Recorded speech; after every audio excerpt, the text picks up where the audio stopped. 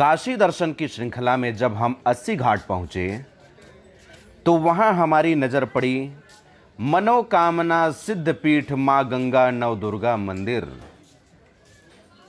हमें जानने की इच्छा हुई कि यह मंदिर कैसे स्थापित हुआ, कब स्थापित हुआ और किन्होंने स्थापित किया। तो हम मंदिर की ओर बढ़े। मंदिर के प्रांगण में पहुंचे तो सबसे पहले हमारी दृष्टि पड़ी मंदिर के शिखर पर। आप मंदिर के शिखर का दर्शन लाभ प्राप्त कर पा रहे हैं। मंदिर के शिखर पर श्री यंत्र स्थापित हैं। आपको हम दिखाने का प्रयास कर रहे हैं कि मंदिर के शिखर पर श्री यंत्र नुमा गुंबद तैयार किया गया है। अद्भुत एवं अनोखा दृश्य।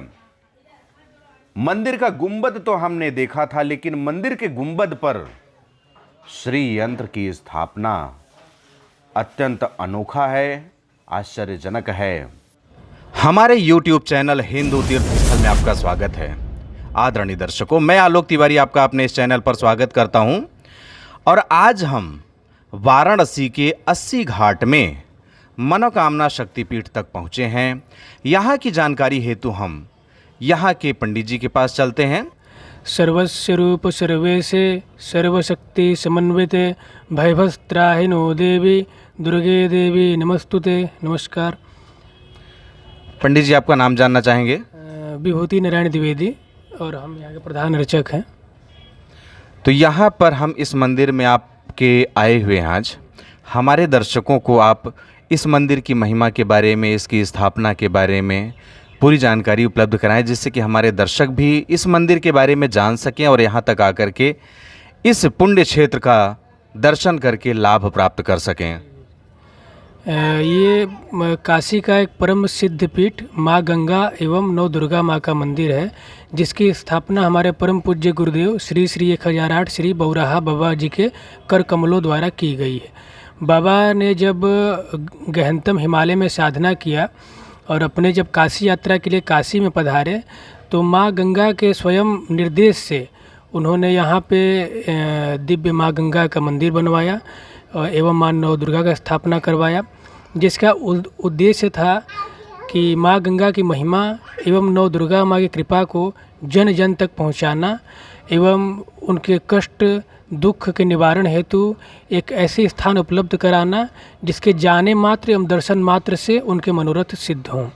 यहाँ पे विगत 12 वर्षों से लक्षचंडी यज्ञ का कार्यक्रम बाबा जी द्वारा करवाया गया है, जिसमें 1.25 लाख दुर्गा सप्तशती का पाठ किया गया है। और इसकी ऊर्जा विभिन्न संतों ने महसूस किया है कि यहाँ आने मात्र से ही एक परम जागृति के अनुभव उन्होंने प्राप्त किया है।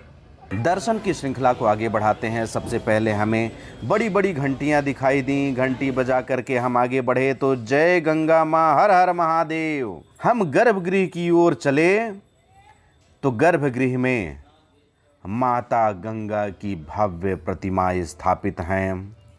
माता गंगा का आशीर्वाद प्राप्त करने का एक सुनहरा अवसर प्राप्त हुआ। आप जब भी आएँ और 80 घाट तक जब पहुँचें तो इस मंदिर में अवश्य आएं। असीम शांति की अनुभूति होती है। माता गंगा की शीतल छाया हमारे शीश पर पड़ता है। माता गंगा के ठीक सामने में भगवान भोलेनाथ भी विराजित हैं। माता गंगा और काशी विश्वनाथ एक साथ यहाँ पर दर्शन देने के लिए इस मंदिर में स्थापित हैं। अनोखा संगम है, अनोखा दृश्य है, जहाँ एक ओर गंगा जी से 80 घाट का मिलन हो रहा है, गंगा और 80 का संगम है। दूसरी तरफ इस मंदिर में माता गंगा के ठीक सामने भगवान भोलेनाथ विराजित हैं। माता गंगा एवं भगवान भोलेनाथ का एक साथ आशीर्वाद प्राप्त हो रहा है। बहुत ही अनोखा क्षण है, बहुत ही अनोखा दृश्य है। यहाँ पर अखंड ज्योत का दर्शन लाभ प्राप्त कर पा रहे हैं। मंदिर के बाहर दाहिनी ओर पूरे नवदुर्गाओं की स्थापना हुई है। आइए क्रमशः आप एक एक करके सभी नवदुर्गाओं का दर्शन लाभ प्राप्त कीजिए। प्रथम शैलपुत्री माता का दर्शन लाभ प्राप्त कर पा रहे हैं। आगे बढ़े तो द्वितीय ब्रह्मचारिणी माता का दर्शन लाभ प्राप्त कर पा रहे हैं। अत्यंत मनमोहक प्रतिमाएं स्थापित हैं। फिर आगे बढ़े तो तृतीय कालरात्रि माता का दर्शन लाभ प्राप्त कर पा रहे हैं। नवरात्रि के दिनों में माता के भक्तों का विशाल जमावड़ा इस मंदिर में लगता है, क्योंकि यहाँ पर सभी नौ दुर्गा एक साथ दर्शन देने के लिए विराजित हैं। आगे बढ़े तो चतुर्थ माता कुष्मांडा माता का दर्शन लाभ प्राप्त हो रहा है। आप कुष्मांडा माता का प्रेम पूर्वक दर्शन लाभ प्राप्त कर पा रहे हैं। इसी तरह से क्रमशः आगे बढ़ते जाएं और एक एक करके दर्शन करते जाएं। पांचवें में हम स्कंद माता का दर्शन लाभ प्राप्त कर पा रहे हैं। चूँकि सभी प्रतिमाएं कांच के अंदर बंद हैं, इसलिए विज़न थोड़ी सी धुंधली आ रही है, क्योंकि कांच के बाहर से शूट करना पड़ रहा है। फिर हम आगे बढ़े तो छठवीं कात्यायनी माता का दर्शन लाभ प्राप्त कर पा रहे हैं। कात्यायनी माता अविवाहित कन्याओं के लिए विशेष महत्वपूर्ण स्थान रखती हैं। जिन भी कन्याओं का विवाह न हो पा रहा हो, कात्यायनी अनुष्ठान से इनका विवाह निश्चित रूप से हो जाता है। सातवीं कालरात्रि माता का दर्शन लाभ प्राप्त कर पा रहे हैं। सभी माताएं अत्यंत दिव्य रूप में, अलौकिक रूप में यहाँ पर विराजित हैं। आठवें में महागौरी माता का दर्शन लाभ प्राप्त हो रहा है। आप महागौरी माता का प्रेम पूर्वक दर्शन लाभ प्राप्त कर पा रहे हैं।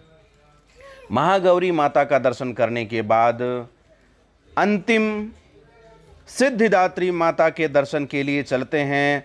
हमारे साथ आप भी इस वीडियो के माध्यम से सभी नौ दुर्गाओं का दर्शन लाभ प्राप्त किए।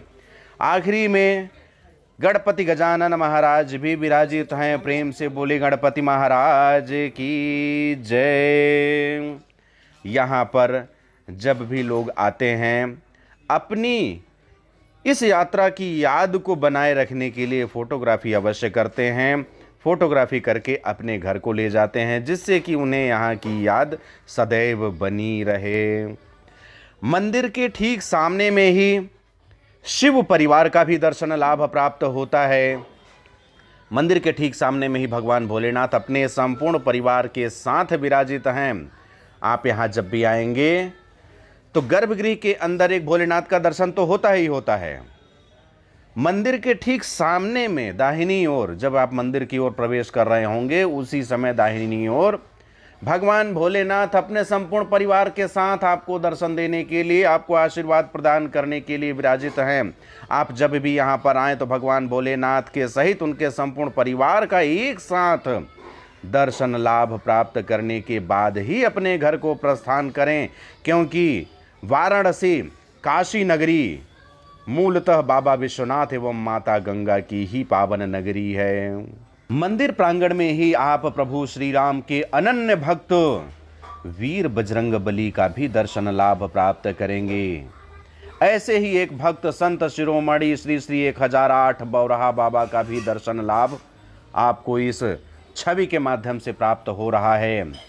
श्री बौराहा बाबा के ही सान्निध्य में इस मंदिर का निर्माण कराया गया, जो कि आज एक दिव्यतम मंदिर के रूप में 80 घाट पर स्थापित हैं। इस मंदिर के गर्भगृह के दाहिनी ओर बरामदे में बौराहा बाबा का एक सिंहासन लगा हुआ है, उन्हें स्थान दिया गया है।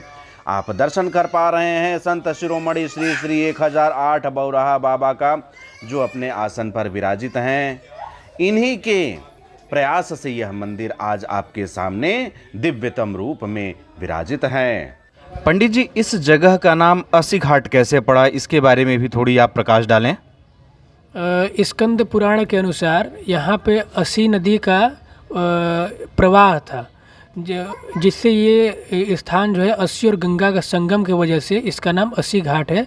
और इसके अधिष्ठात्र देव 80 संगमेश्वर महादेव जी माँ गंगा के आने के पूर्व से ही विराजमान थे स्कंद पुराण के अनुसार, जिनके काशी पंचकोशी यात्रा में बड़ा महत्व है। और सावन में लाखों भक्त पंचकोशी यात्रा जो करते हैं, मणिकर्णिका के बाद सीधे 80 घाट आते हैं, 80 संगमेश्वर बाबा का दर्शन करते हैं, उसके बाद अपनी यात्रा को आगे बढ़ाते हैं यहाँ से। बहुत बहुत धन्यवाद आपका, आपने बहुत अच्छे से यहाँ के बारे में जानकारी बताई। हर हर नर्मदे, जय गंगे मैया। नर्मदे हर, जय माँ गंगे नमः, पार्वती पते हर हर महादेव। इस तरह से इस वीडियो के माध्यम से आप वाराणसी में 80 घाट तक पहुंचकर मनोकामना शक्ति पीठ में आकर के माता गंगा का दर्शन लाभ प्राप्त किए, साथ ही साथ नवदुर्गाओं का दर्शन लाभ प्राप्त हुआ। यदि आप वाराणसी का संपूर्ण दर्शन लाभ प्राप्त करना चाहते हैं तो हमारा चैनल सब्सक्राइब करके घंटी का बटन भी ऑन कर लीजिए, जिससे कि आप वाराणसी के सभी तीर्थ स्थलों का दर्शन लाभ प्राप्त करते हुए पुण्य के भागीदार बन सकें। जय गंगे मैया।